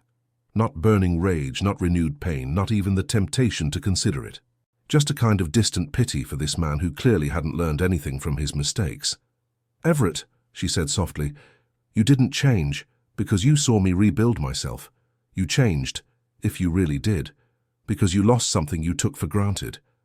Those aren't the same things, and honestly I don't care which is which, because what I felt for you died the day you left me waiting in that church, and there's no improved version of you that can resurrect it. But you said you loved me, that you always would." I said a lot of things. Some were true at the time. Some I only said because I thought I should. But the person who loved you was who I was before, and I'm not that person anymore. He took a step forward, desperation evident in every line of his body. "Gwen, please." "No." Her voice was firm now, with no room for negotiation. "You need to leave, and this time, stay gone.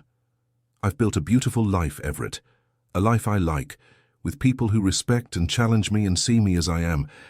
I don't need to shut you out because you hurt me. I need you to leave because you simply no longer fit into who I've become." He stood there a moment longer, as if waiting for her to change her mind. When it became clear she wouldn't, he nodded slowly. His eyes were damp when he murmured, "I'm sorry," one last time before turning and leaving the studio. Gwendolyn watched him leave through the window, his figure becoming smaller as he walked down the brick street, and instead of the dramatic closure movies promised, she felt only peace. A deep tranquility that came from knowing with absolute certainty that she had made the right decision. Florence emerged from the back room where she had evidently been listening. "I'm proud of you, girl." Gwendolyn smiled, feeling lighter than she had in months. "I'm proud of me too." The calendar marked 11 months since that day at the church, when Gwendolyn made the final decision about San Francisco. Yes, she would do it, She would open a second location, a collaboration with Julian that would combine their respective strengths and bring her work to a completely new audience. The planning consumed the following weeks intensively, but unlike the chaos of months before, this time she had systems in place. Harper created detailed spreadsheets. Florence trained a new assistant for Ashford. Julian found the perfect space in the Mission, a small but luminous location with high ceilings and perfect exposure to display fabrics. Constance, seeing her daughter flourish in ways she never imagined possible, supported her completely. She even offered some of the family savings to help with initial costs, though Gwendolyn gently declined. She wanted to do this with her own resources, prove she could achieve it without safety nets. "It's not pride, Mum," she explained when Constance protested. "It's that I need to know I built it myself." Completely. The inauguration of the new space was planned for late fall. It would be a joint event, celebrating not only Gwendolyn's expansion, but also the collaboration between two artisans who shared vision and, increasingly clear, much more than that. The relationship with Julian had evolved naturally from initial attraction toward something deeper and more stable. It was no longer the nervous excitement of something new, but the comforting warmth of something true. They talked about the future without fear, made long-term plans without needing to qualify or question them. When Julian casually suggested that maybe Gwendolyn could consider dividing her time between Ashford and San Francisco more permanently, she didn't panic. Instead, she considered the idea seriously, weighing pros and cons with the practical mindset of the entrepreneur she had become. "I don't want to give up Ashford," she said clearly. "It's my home, my base, where my inspiration comes from. But I also don't want to limit myself only to it. What if we do 2 weeks here, 2 weeks there? Is that viable?" Julian smiled, that smile that made his eyes crinkle at the corners in the most charming way. "With you, I think anything is viable." While preparing the new collection for the San Francisco launch, Gwendolyn realized how much her work had evolved in the last year. Her first pieces, though technically solid, had been safe, beautiful but predictable. Now her designs had boldness, a willingness to take risks, to combine elements that shouldn't work together, but somehow did. She created a dress that fused traditional New England quilting with modern Italian silk from Como, another that combined Connecticut embroidery with minimalist Japanese cuts, a third that was pure color, crimson, orange, gold, like a New England autumn captured in fabric. Each piece told a story, but they were no longer stories of pain and overcoming. They were stories of possibility, of joy, of a woman who had learned she could be both rooted and free, both strong and vulnerable, both artist and entrepreneur. One afternoon, 2 weeks before the San Francisco launch, May visited the studio to see the finished dresses.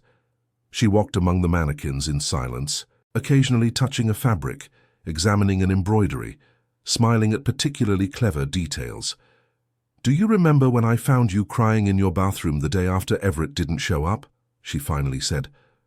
Gwendolyn nodded. It was a memory she had tried to bury, the image of herself so broken she could barely function. "I thought it would take you years to recover. I thought maybe you never would completely." Maeve looked at her directly. "I was wrong, you didn't recover, you reinvented yourself. And honestly, looking at you now, I think the woman Everett left at that altar was just a draft of who you were meant to be. He did you a favor, though it was never his intention." The words hit Gwendolyn with their truth. For a long time, she had seen what Everett did as purely destructive. But Maeve was right. It had also been liberating. It had forced her to question everything, to rebuild from scratch, to consciously choose who she wanted to be, instead of simply accepting the path of least resistance. "Thank you," Gwendolyn said, hugging her friend, "for never giving up on me. Not even when I almost gave up on myself." The San Francisco launch was a resounding success. The small location in the Mission filled with people, potential clients, other designers, fashion blog journalists, Julian's friends, and even some clients from Ashford who had traveled especially for the event. Gwendolyn had feared feeling out of place in San Francisco's urban and sophisticated context, but she discovered her work spoke for itself. An editor from a national fashion magazine approached her mid-event. "Your pieces have something special," the woman said, examining the autumn sunset dress with a critical but admiring eye. "They're not just pretty, they have soul, history. Would you be interested in being profiled in our winter edition?" Gwendolyn could barely believe what she was hearing. A national magazine, coverage that would reach all of America, potentially beyond. It was the kind of opportunity she had barely dared to dream of. "Yes," she said, her voice coming out stronger and more confident than she felt internally. "I'd love to." That night, after the last guest left and the space was silent, except for the distant sound of San Francisco traffic, Julian and she sat on the floor of the location among empty boxes and abandoned champagne glasses. "You did it," he said, putting his arm around her shoulders. "You really did it." Gwendolyn leaned against him, allowing herself a moment of pure satisfaction. "We did it," she corrected. "I wouldn't have gotten here without you, without your support, your advice, your faith in me when my own faith faltered. I didn't do anything that wasn't already inside you. I just reminded you to see it." They kissed in the dim location, surrounded by the dresses that represented everything Gwendolyn had overcome and everything she was becoming. And for the first time since that terrible day at the church in Ashford, Gwendolyn allowed herself to completely believe in happy endings. Not the kind that involve being rescued or completed by another person, but the kind you build with your own hands, piece by piece, stitch by stitch, until one day you look up and realize you've created something beautiful. The months following the San Francisco launch were a roller coaster of growth and adjustments. The exposure in the national magazine attracted a wave of attention Gwendolyn's business could barely handle. Orders came from all over America, even some from Paris and Milan after photos of her designs circulated on fashion social media. More staff needed to be hired.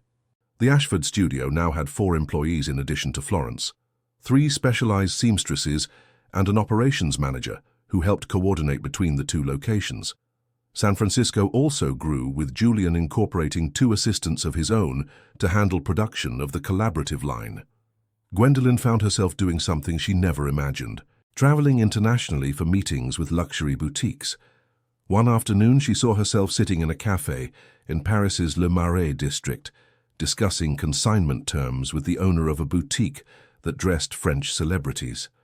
Part of her wanted to pinch herself, make sure this was real and not an elaborate dream, but it was real as the calluses on her fingers from years of sewing, as real as the numbers in her bank account that showed a thriving business, as real as the dark circles from nights working late because she loved what she did, not because she had to. The only significant challenge came when a large brand approached with an offer to acquire her business. The sum was impressive, enough to secure her financial future forever. But the fine print made clear they would be buying her brand, her name, her creative vision. She would become an employee of her own creation. Gwendolyn spent a week agonizing over the decision. The money would solve everything. She could relax, finally, after a year and a half of constant struggle. She could live comfortably, maybe focus on designing without business pressures. But when she imagined accepting the offer, signing the papers, handing over control, she felt nauseous. Because she realized it wasn't just about the money or even recognition. It was about autonomy, about the ability to make her own decisions, to maintain the vision she had built from the ashes of her former life. "I can't do it," she told Julian during a video call, having finally made the decision. "I know it's probably the wrong financial decision, but it's the right decision for you," he gently interrupted. "And that's all that matters. Money will come, or it won't. But your integrity, your vision, your control over your own work, that's irreplaceable." She declined the offer politely, explaining that while she appreciated the interest, she wasn't ready to cede creative control. The brand expressed disappointment but respect, and surprisingly, that elevated her status in the industry. In a market saturated with designers willing to sell their souls for recognition, someone who prioritized artistic vision over financial gain was notable. As the business thrived, the relationship with Julian also deepened. They had found a rhythm that worked. Gwendolyn spent 2 weeks in Ashford overseeing the original studio and reconnecting with her community and her mother, then 2 weeks in San Francisco working at the collaborative location and living with Julian in his apartment in the Castro. It wasn't conventional, but it worked. It gave them individual space to grow while maintaining shared intimacy. And most importantly, it was an active choice they both made each day, not a default arrangement they accepted for lack of alternatives. One Sunday afternoon, 14 months after being abandoned at the altar, Gwendolen received an unexpected invitation. A distant cousin was getting married in Ashford, at the same stone chapel where her own wedding that never was would have taken place. The invitation came with a handwritten note. "I know this might be difficult, but it would mean so much to me if you came. I admire your strength so much." Gwendolen held the invitation in her hands, feeling a weight that had nothing to do with the paper. Returning to that church, facing the memories, the ghosts of broken hopes, the old Gwendolen would have declined immediately, unable to handle the emotional intensity. But this Gwendolen was different. She had learned that facing difficult things didn't destroy you, it strengthened you. She had learned that places only have the power you give them. And more importantly, she had learned that her story didn't end at that empty altar. It barely began there. "I'm going to go," she decided, sending a positive RSVP, "and I'm going to take Julian with me." When the wedding day arrived, Gwendolen dressed in one of her own designs, a champagne-colored dress with subtle embroidery that shimmered when light hit it a certain way. She looked elegant, confident, completely in control. Julian, beside her in an impeccable suit and his reassuring presence, took her hand as they walked toward the church. "Are you okay?" he asked, his voice low and concerned. "Yes," Gwendolen responded, and was surprised to realize it was true. "I thought I'd break down coming back here, but it's just a building, stone and wood and glass. It has no power over me, unless I give it that power." They entered together. Some guests recognized them, murmurs following their entrance, but this time, the murmurs weren't of pity but of admiration. "Look how beautiful she looks. Have you seen her work? It's incredible." That's her partner, the designer from San Francisco. They sat in a pew near the back, and when the ceremony began, Gwendolen allowed herself to observe with genuine joy. The bride was radiant, the groom clearly in love. This was how it should be, how her own day would have been if Everett had been the right man, if she had been the right woman for him. But they weren't. And that was okay. During the exchange of vows, Julian gently squeezed her hand. Gwendolen looked at him, finding in his eyes an unspoken question. She smiled, squeezing back, and in that silent gesture volumes of communication passed. They weren't ready yet for their own vows, maybe wouldn't be for a while. But when they were, it would be a decision made from strength, not from need, from completeness, not from lack. The reception was at the same hall where hers would have been. Gwendolen danced with Julian, laughed with cousins she hadn't seen in months, accepted genuine congratulations for her success. At some point during the night, the bride approached her, tears in her eyes. "Thank you for coming. I know how difficult this must have been. You're very brave." Gwendolen hugged her, this young woman starting her own journey. "It's not bravery," she said gently. "It's just knowing that the past doesn't define the future unless you let it. I hope your marriage is everything you dream it to be. And if you ever need anything, I'm here." That night, back at Constance's house, Gwendolen stood in front of the closet where the white wedding dress still hung, kept in its protective cover. She had preserved it not as a relic of pain, but as a reminder of transformation. She touched it now, feeling the familiar lace under her fingers. "Are you going to keep it forever?" asked Julian, who had appeared silently behind her. Gwendolen considered the question. "I think it's time to let it go. Not because it hurts me to keep it, but because I don't need it anymore. It fulfilled its purpose." And what was that purpose? To remind me that the most beautiful things sometimes are born from the most painful experiences. But once you learn that lesson, the reminder becomes redundant. The next day she donated the dress to a charity that provided wedding dresses to women who couldn't afford them. It was perfect. The dress that never got to serve its original purpose would now help someone else create their own special day. And with that, Gwendolen finally closed the most painful chapter of her life, not with bitterness, but with grace. 18 months after being left at the altar, Gwendolen received an invitation that would validate all her work in the most public way possible. New York Fashion Week wanted to include her in their emerging designers lineup. It wasn't the main show, not yet, but it was a foot in the door of one of the most prestigious fashion events in the world. Preparation consumed 3 intense months. Gwendolyn created a 15-piece collection that told her complete story, from initial devastation to reconstruction, from pain to triumph. Each dress was a chapter, each detail deliberately symbolic. The first was off-white, almost grey, with embroidered thorns that unraveled downward, representing initial pain. The last was bright red with phoenix wings embroidered in gold, representing rebirth and power. Between them, a progression of colors and textures that narrated transformation. She worked harder than ever, pushing her skills to the absolute limit. There were moments of doubt, nights where she looked at her creations and saw only flaws, days where imposter syndrome whispered she didn't belong on such an important stage. But Julian was there, and Florence, and Harper and Maeve, all reminding her that she did belong, that her work wasn't just good enough but extraordinary. The week of the show, San Francisco and Ashford were abuzz. Her two worlds collided in New York in the most beautiful way.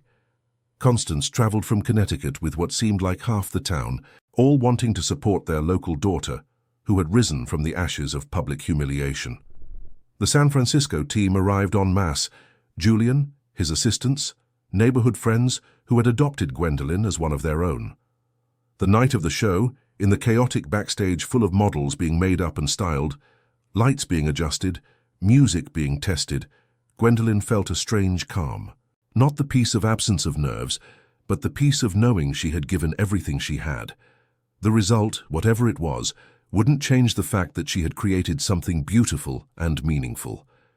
Minutes before her segment began, Julian found her among the crowd. "Ready?" he asked. "Ready," she confirmed, and kissed him quickly, not caring about others' looks. The lights dimmed. The music began, a mix of traditional bluegrass with modern electronic beats, perfect metaphor for her work. The first model walked out, and the audience fell silent, watching. Gwendolyn watched from the side, her heart beating to the rhythm of the music. Each dress that appeared on the runway was like sending a piece of her soul into the world, vulnerable but proud. She saw the audience's expressions. Initial surprise giving way to admiration, wonder, even emotion on some faces.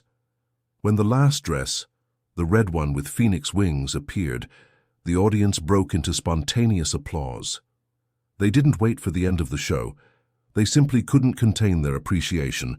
Tears ran down Gwendolyn's face, but they were tears of joy, of validation, of arrival. She looked toward the audience and saw her mother crying openly, Maeve standing and applauding, the San Francisco team shouting support. And in the 10th row, barely visible in the dim light, she saw Everett. Of course he was there. He probably bought a ticket as soon as he found out, unable to resist the opportunity to see what she had done with the life he had shattered. Gwendolyn looked at him directly, and for a moment their eyes met across the crowded space. She smiled. Not a smile of triumph or revenge, but of genuine joy. Because she finally understood that her success had nothing to do with him. She hadn't achieved it to prove something to Everett, though initially that had been part of the motivation. She had achieved it to prove something to herself, that she was capable of more than she had ever imagined. After the show, backstage was chaos of congratulations. Journalists wanted interviews. Boutiques wanted orders. Other designers welcomed her to the industry with genuine respect. Gwendolyn floated from conversation to conversation, overwhelmed but radiant. It was Harper who finally rescued her, guiding her to a quieter corner where she could process everything. "You did it," said her marketing manager, eyes shining with pride. "And this is just the beginning. Social media is exploding. The hashtag #SwanPhoenixGwendolyn is trending nationwide. We have interview requests from at least 12 major publications." Gwendolyn could barely process the information. It was too much, all at once. Too good to be real. But it was real. As real as all the pain that had preceded this moment. As real as every stitch she had sewn in the darkness of her studio when no one believed she would succeed. Later that night, at the after-party, in a trendy bar in the meatpacking district, surrounded by everyone who had supported her on this impossible journey, Gwendolen allowed herself a moment of pure reflection. 18 months ago, she was shattered on her studio floor, convinced her life was over. Now she was here, celebrating one of the biggest professional achievements of her life, surrounded by love and support, looking toward a future that shone with unlimited possibilities. Julian approached, offering her a glass of champagne. "A toast," he said, raising his own glass. "To the strongest, most talented and beautiful woman I know, to Gwendolen, who taught us that ashes are just the beginning." Everyone raised their glasses, voices mixing in joyful agreement. Gwendolen drank, the champagne bubbling on her tongue, and knew with absolute certainty that this was the climactic moment she had been building toward. Not because it was the end of her story, but because it marked a complete transformation. The girl who had waited at the altar, trembling and humiliated, no longer existed. In her place stood a woman who knew her worth, who had turned pain into power, who had learned that true love, from partners, from friends, from family, from oneself, doesn't complete you but celebrates you exactly as you are. 2 years after that day at the church in Ashford, Gwendolen woke on a Sunday morning with California sunlight filtering through the windows of the apartment she now shared permanently with Julian in San Francisco. The move had felt right when she finally made it 6 months ago. Not a renunciation of Connecticut, but an expansion of her world. She visited her hometown regularly, maintained the original studio under Florence's expert supervision, and Constance had even begun spending seasons in San Francisco, enjoying the city's energy. Julian still slept, his breathing slow and deep. Gwendolen watched him for a moment, smiling at how the sun created golden patterns on his face. They had talked about marriage eventually, but without rush, without the pressure of external expectations. When it happened, if it happened, it would be because they both actively chose it, not because it was what came next in some social script. She rose quietly, putting on a silk robe, from her own collection naturally, and walked barefoot to the small balcony overlooking the tree-lined avenue. San Francisco was slowly waking below. The bread vendor opening his shop, a young couple walking their dog, the distant sound of church bells marking 9 o'clock. Her phone vibrated with a message. It was Maeve, sending a photo of an article in Ashford's local paper. The photo showed Gwendolen at the New York show, the headline proclaiming local pride Ashford designer triumphs in New York. The article was laudatory, mentioning how she had overcome difficult personal circumstances, a polite euphemism for being publicly abandoned, to build a successful career. What made her laugh was the last line. When asked about her future plans, Ms. Torres simply smiled and said, "The future is a blank page, and I finally have the courage to write what I want on it." She didn't remember saying exactly that, but it perfectly captured her sentiment. Another message arrived, this one from an unknown address. With cautious curiosity, Gwendolen opened it. It was from a 22-year-old woman from Portland. "Ms. Torres, I saw your show in New York and cried throughout. My fiancé left me 3 months ago, and I've been devastated since, but seeing your work, reading your story, gave me hope. If you could turn something so painful into something so beautiful, maybe I can too. I just wanted to thank you for existing and for sharing your art with the world. You reminded me that pain isn't the end of the story." Gwendolen read the message 3 times, feeling the weight of its impact. For so long she had seen her work as personal, as her own journey. She hadn't fully considered that by sharing that journey publicly, she could touch the lives of others facing their own struggles. She responded carefully, "Dear friend, thank you for sharing this with me.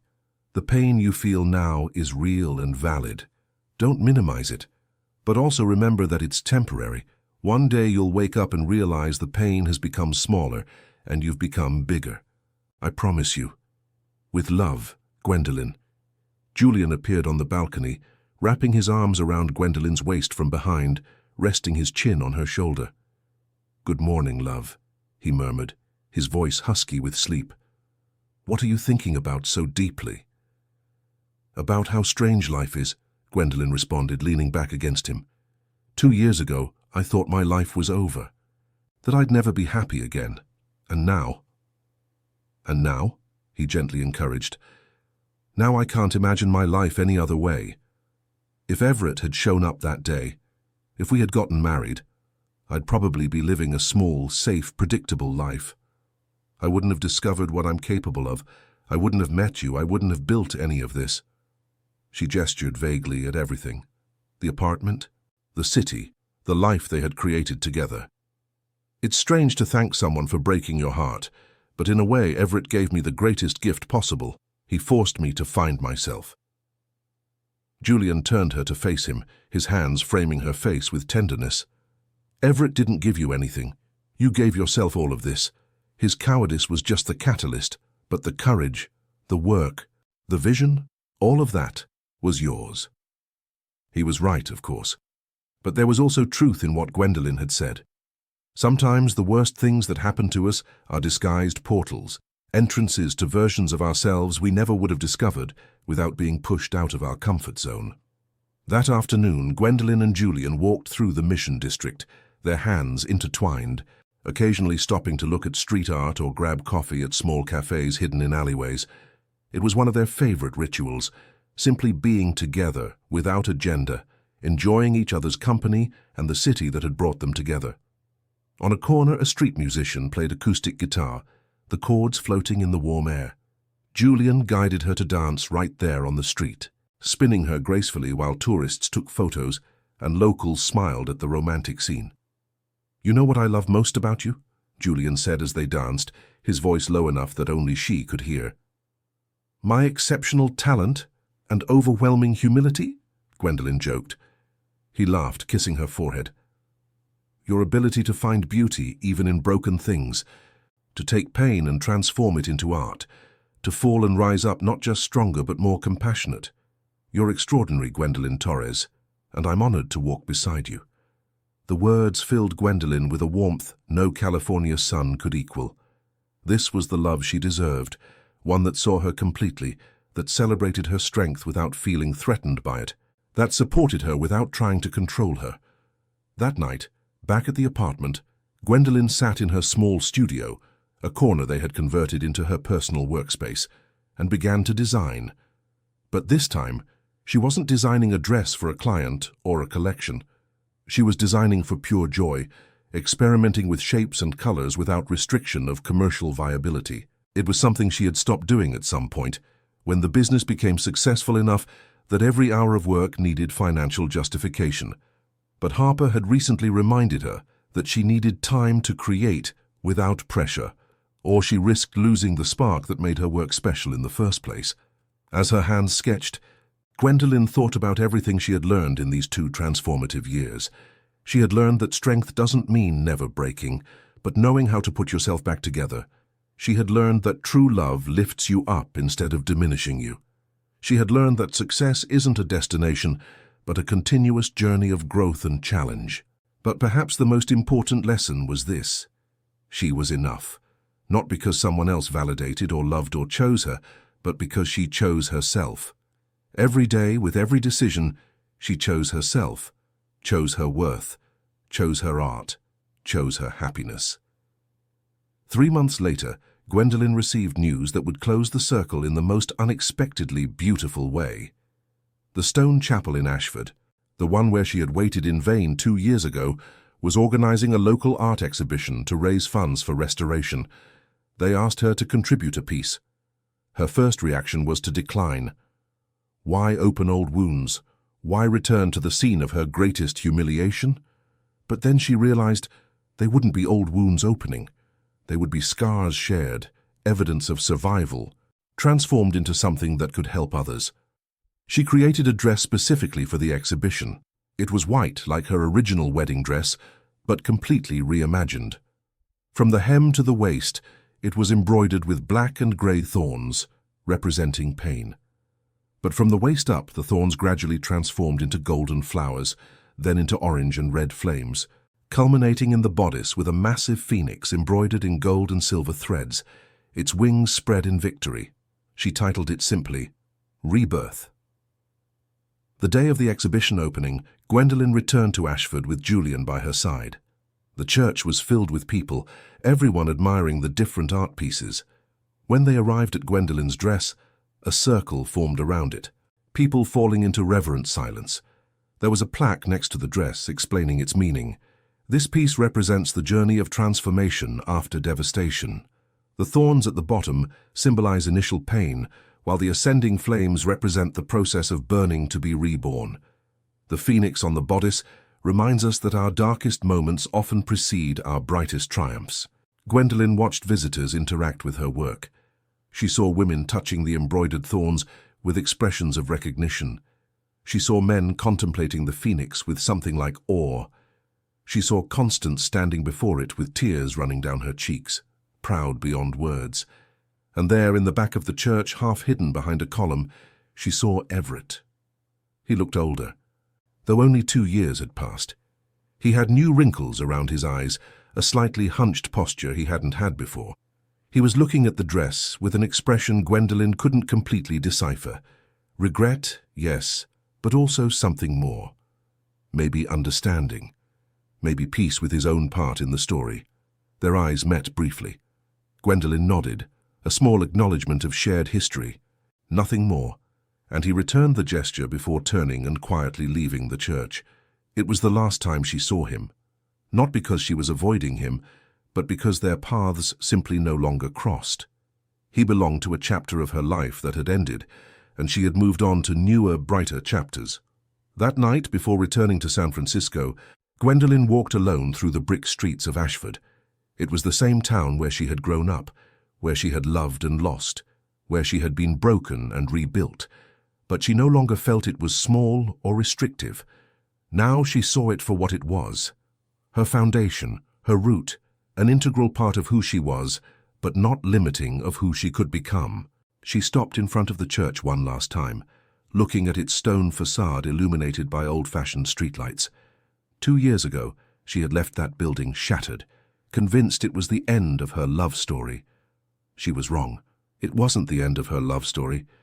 It was the beginning of the greatest love story of all, the story of learning to love herself enough to never again settle for less than she deserved.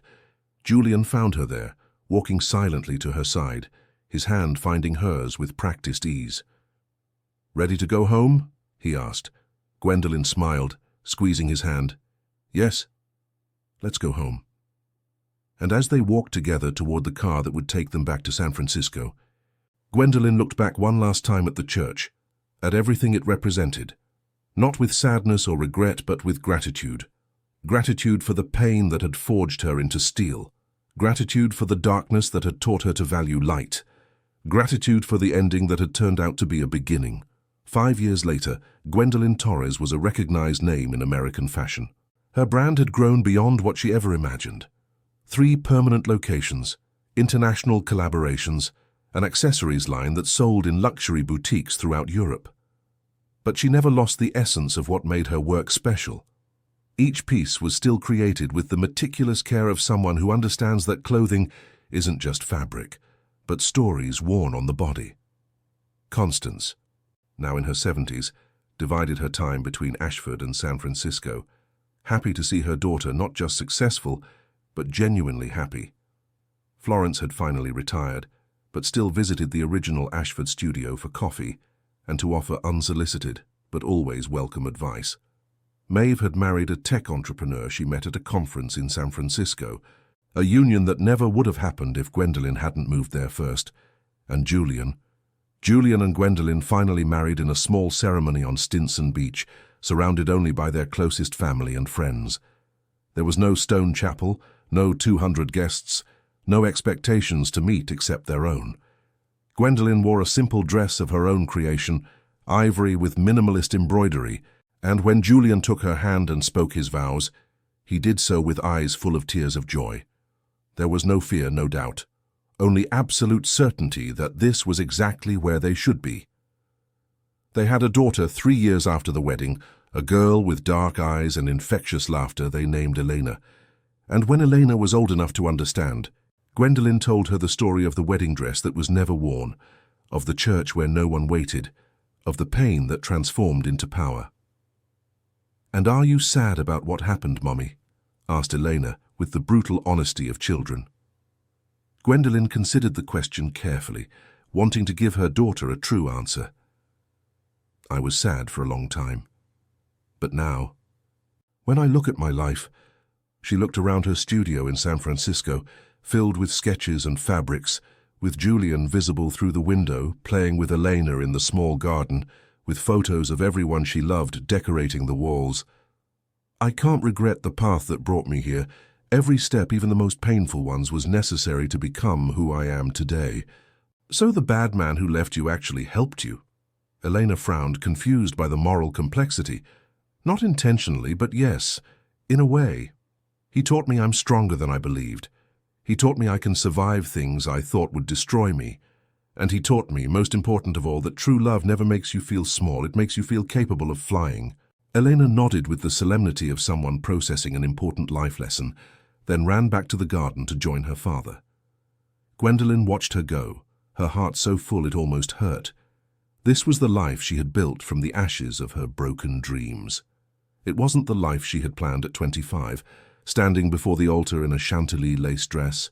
It was infinitely better, because it was a life consciously chosen, built piece by piece with her own hands, woven with threads of resilience and embroidered with patterns of self-discovery.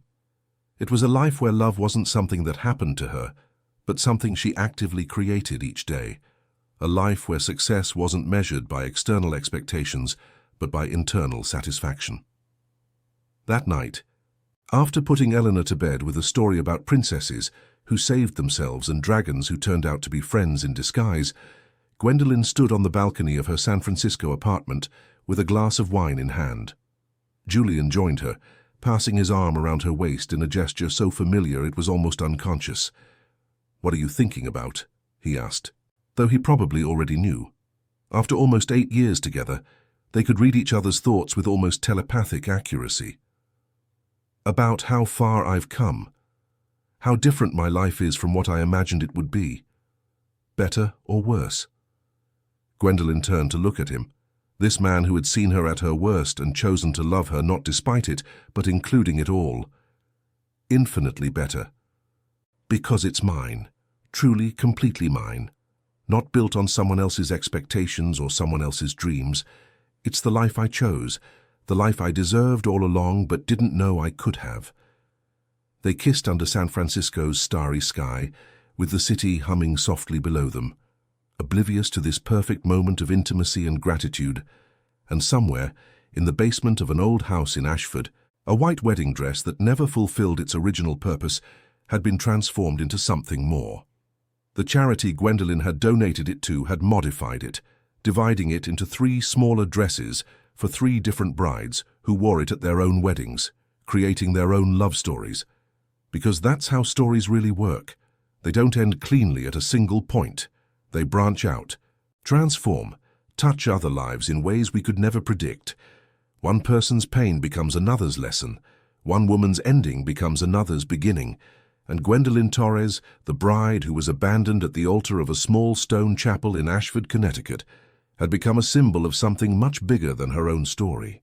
Living proof that our darkest moments aren't endpoints, but turning points.